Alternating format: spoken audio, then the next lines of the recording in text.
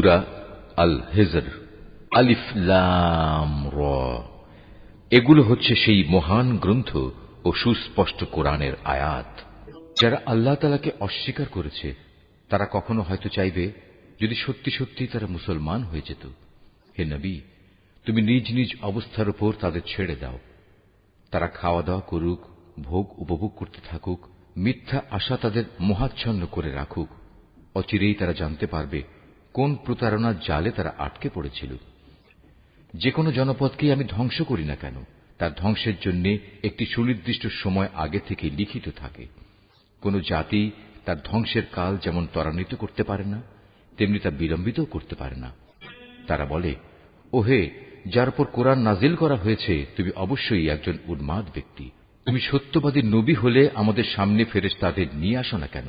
হে নবী, তুমি তাদের বলো, আমি ফেরেশতাদের কখনো কোনো সঠিক কারণ ছাড়া নাজিল করি না। তাছাড়া একবার যদি আযাবের আদেশ নিয়ে ফেরেশতারা এসেই যায় তবে তো আর তাদের কোনো অবকাশই দেয়া হবে না।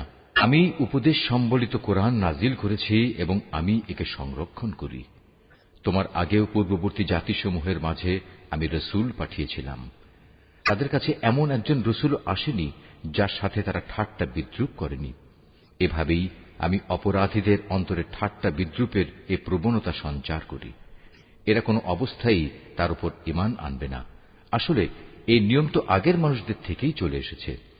আমি যদি এদের জন্য আসমানের দরজাও খুলে দেই, অতঃপর তারা যদি তাতে চড়তেও শুরু করে, তারপরও এরা ঈমান আনবে না, বরং বলবে আমাদের দৃষ্টি মোহাবিষ্ট হয়ে গেছে, কিংবা আমরা হচ্ছি এক জাদুগ্রস্ত সম্প্রদায়। কে দেখো কিভাবে আমি আকাশে গম্বুজ তৈরি করে রেখেছি, অতঃপর তার দর্শকদের জন্য তারকা রাজি দ্বারা সুসজ্জিত করে রেখেছি।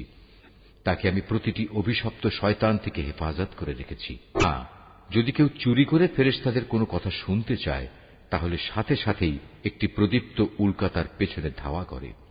আমি জমিনকে বিস্তৃত করে বিছিয়ে দিয়েছি, ওতে আমি পর্বতমালাকে পেরেকের মতো গেড়ে দিয়েছি যেন তা নড়াচড়া করতে না পারে, এবং তাতে প্রতিটি জিনিস আমি সুপরিমিতভাবে উৎপাদন করেছি।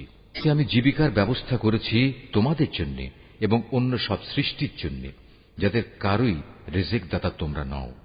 কোন জিনিস এমন নেই যার ভাণ্ডার আমার হাতে নেই, কিন্তু তা আমি সুনির্দিষ্ট একটি পরিমাণ ছাড়া সরবরাহ করি না। আমি বৃষ্টিগর্ভ বায়ু প্রেরণ করি, অতঃপর আমি আকাশ থেকে পানি বর্ষণ করি, অতঃপর আমি তোমাদের তা পান করতে দেই। তোমরা নিজেরা তো তার এমন কোন ভাণ্ডার জমা করে রাখোনি যে সেখান থেকে এসব সরবরাহ আসছে। আমি তোমাদের জীবন দান করি, আবার আমি তোমাদের মৃত্যু ঘটাই।